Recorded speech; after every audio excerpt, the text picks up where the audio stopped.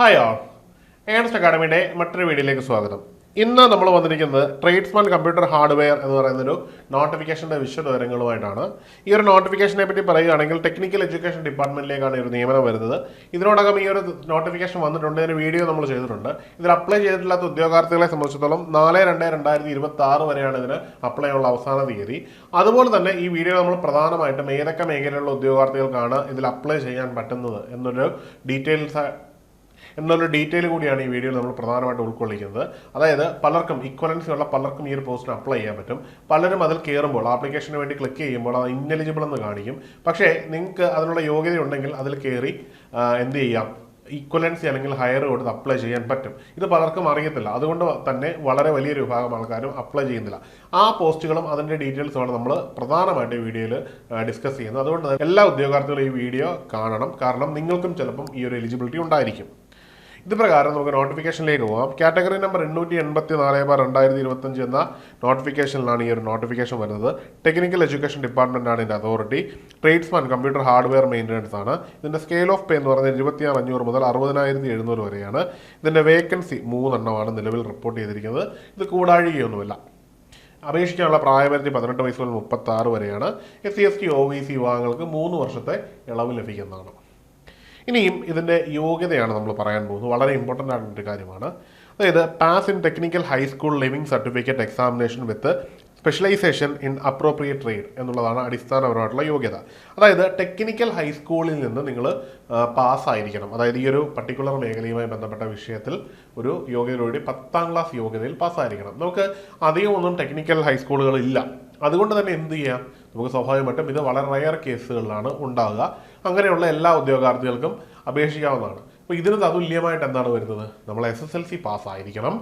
SSLC പാസ്സായ ശേഷം നിർദ്ദിഷ്ട മേഖലയിൽ, അതായത് ഇതിൽ നോട്ടിഫിക്കേഷൻ പറയുന്ന പോലെ ഈ ഒരു അപ്രോപ്രിയേറ്റ് ട്രേഡിൽ, ഈ ഒരു നോട്ടിഫിക്കേഷൻ പ്രകാരം പറയുന്ന അപ്രോപ്രിയേറ്റ് ട്രേഡിൽ നിങ്ങൾക്ക് ഒരു ITC ഡിഗ്രി പാസ്സായിരിക്കണം. അത് കേരള സ്റ്റേറ്റ് ഗവൺമെൻറ്റിൻ്റെ സർട്ടിഫിക്കറ്റോ അല്ലെങ്കിൽ നാഷണൽ ഗവൺമെൻറ്റിൻ്റെ സർട്ടിഫിക്കറ്റോ നമുക്ക് എന്ത് വേണം, കരസ്ഥമാക്കിയിരിക്കണം എന്നത് മാത്രമാണ് ഇവിടുത്തെ യോഗ്യത. അപ്പോൾ നിങ്ങൾ ആലോചിക്കും, ITക്കാർക്ക് മാത്രമേ ഈ ഒരു പോസ്റ്റിന് അപേക്ഷിക്കാൻ പറ്റത്തുള്ളൂ. ഇല്ല, ITക്ക് തതുല്യമായിട്ടുള്ള ഏത് പോസ്റ്റും നിങ്ങൾക്ക് ഇന്ത്യയിൽ നിന്ന് എവിടെ നിന്നെങ്കിലും കരസ്ഥമാക്കിയിട്ടുണ്ടെങ്കിൽ അതിൻ്റെ ഇക്വലൻസി ഒന്നുകിൽ NCVT അല്ലെങ്കിൽ കേരള സർക്കാർ തരുന്ന ഒരു ഇക്വലൻസി സർട്ടിഫിക്കറ്റ് ഉണ്ടെങ്കിൽ നിങ്ങൾക്ക് അപ്ലൈ ചെയ്യാം. ഇനിയും രണ്ടാമതായിട്ട് നമ്മൾ മനസ്സിലാക്കേണ്ടത്, ഇതിലെ ഡിപ്ലോമ ഉണ്ടെങ്കിൽ, 10ാം ക്ലാസ് പാസ്സായ ശേഷമുള്ള ഡിപ്ലോമ നിങ്ങൾക്കുണ്ടെങ്കിൽ, 3 ഇയറോ 2 ഇയറോ ഒക്കെയുള്ള ഡിപ്ലോമ നിങ്ങൾക്കുണ്ട്, അത് ഇതിന് തതുല്യമായിട്ട് ഉപയോഗിക്കാൻ പറ്റുന്നതാണ് എങ്കിൽ നിങ്ങൾക്കും ഇത് ഇക്വലൻസി അല്ലെങ്കിൽ ഹയർ വെച്ച് അപ്ലൈ ചെയ്യാം. ഡിപ്ലോമ KGCTയുടെ ഹയർ ആയിട്ട് ഓൾറെഡി ഗവൺമെൻറ് പരിഗണിക്കുന്നുണ്ട്.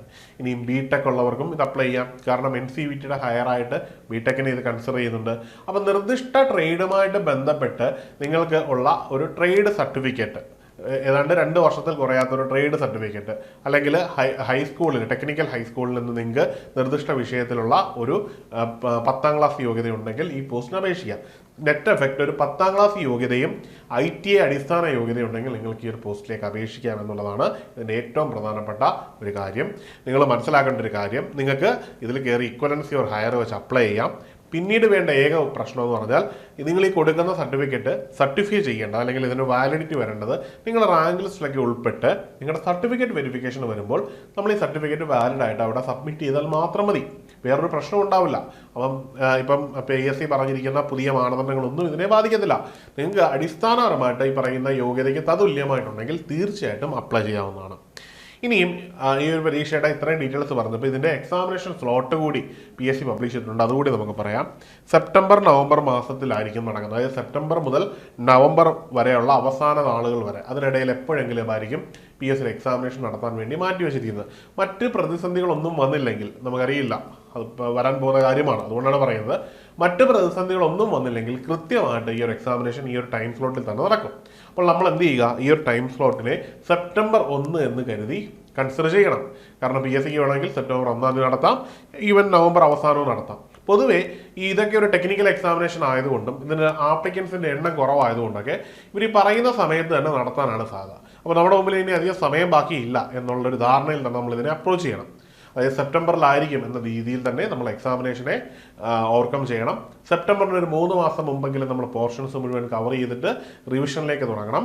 ഇനിയും അത് സെപ്റ്റംബർ മാറി നവംബറിലേക്ക് ആയി കഴിഞ്ഞാൽ ആ റിവിഷൻ നമുക്ക് എത്ര വട്ടം വേണമെങ്കിലും എന്ത് ചെയ്യാം, റിപ്പീറ്റ് ചെയ്ത് കൊണ്ടുപോകാം. ഈ റിവിഷൻ റിപ്പീറ്റ് ചെയ്ത് കൊണ്ടുപോകുന്നുണ്ട് നിങ്ങൾക്ക് റാങ്ക് ലിസ്റ്റിലേക്ക് വരുന്ന പൊസിഷൻ കുറച്ച് ഉയരും എന്നുള്ളതല്ലാതെ യാതൊരുവിധ നഷ്ടവും ഉണ്ടാവത്തില്ല. അപ്പോൾ ആ രീതിയിൽ സിസ്റ്റമാറ്റിക് ആയിട്ട് പഠിച്ചാൽ നിങ്ങൾക്ക് എന്ത് ചെയ്യാം, സർക്കാർ ജോലി ഒരു നല്ല റാങ്കിൽ തന്നെ നേടിയെടുക്കാൻ കഴിയും. അതിനായിട്ട് ഏണസ്റ്റ് അക്കാഡമി കൃത്യമായിട്ടൊരു കോച്ചിങ് നിങ്ങൾക്കായിട്ട് നൽകുന്നുണ്ട്. മാത്രവുമല്ല സിസ്റ്റമാറ്റിക്കായിട്ട് നേരത്തെ പല കോഴ്സുകൾ നടത്തിയതിൻ്റെ ആഫ്റ്റർ എഫക്റ്റ് ആണ് നമ്മുടെ റിസൾട്ട് എന്ന് പറഞ്ഞാൽ. അതായത് വ്യത്യസ്ത എക്സാമുകളിലായിട്ട് നിരവധി റാങ്ക് ജേതാക്കളെ ഏണസ്റ്റ് അക്കാഡമിക്ക് സൃഷ്ടിക്കാൻ കഴിഞ്ഞിട്ടുണ്ട്. മാത്രവുമല്ല 1ഉം 2ഉം റാങ്കുകൾ നേടുന്നതിലുപരി തന്നെ റാങ്ക് ലിസ്റ്റിൽ ഏതാണ്ട് 50% മുതൽ 60% വരെ ഉദ്യോഗാർത്ഥികൾ ഉൾപ്പെടുത്തുവാനും ഏണസ്റ്റ് അക്കാഡമിക്ക് ആയിട്ടുണ്ട്. അതുകൊണ്ട് തന്നെ നിങ്ങൾക്ക് ധൈര്യപൂർവ്വം ഏണസ്റ്റ് അക്കാഡമിയുടെ ഈ കോഴ്സിന് ജോയിൻ ചെയ്ത് നിങ്ങൾക്ക് സിസ്റ്റമാറ്റിക്കായിട്ട് പഠിച്ചു തുടങ്ങാം. ഇനിയും വലിയ സമയം നമ്മുടെ മുമ്പിലുണ്ട്. അതുകൊണ്ട് തന്നെ നമുക്കൊരു ലോങ് ടൈം ബാച്ചിലൂടെ തന്നെ മുമ്പോട്ട് പോകാവുന്നതാണ്.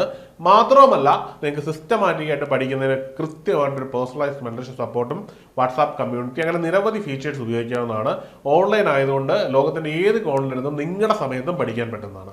അപ്പോൾ മറക്കണ്ട, എത്രയും പെട്ടെന്ന് കോഴ്സിന് ജോയിൻ ചെയ്യുക. നിങ്ങളുടെ കോഴ്സിന് ജോയിൻ ചെയ്യുന്നതിനും വിശദ വിവരങ്ങളുമായിട്ട് താഴെ നൽകിയിരിക്കുന്ന ലിങ്ക് ഫില്ല് ചെയ്യാവുന്നതാണ്. അല്ലെങ്കിൽ താഴെ കാണുന്ന ഫോൺ നമ്പറിൽ ബന്ധപ്പെടാവുന്നതാണ്. മറ്റൊരു വീഡിയോയിൽ കാണാം. Good bye.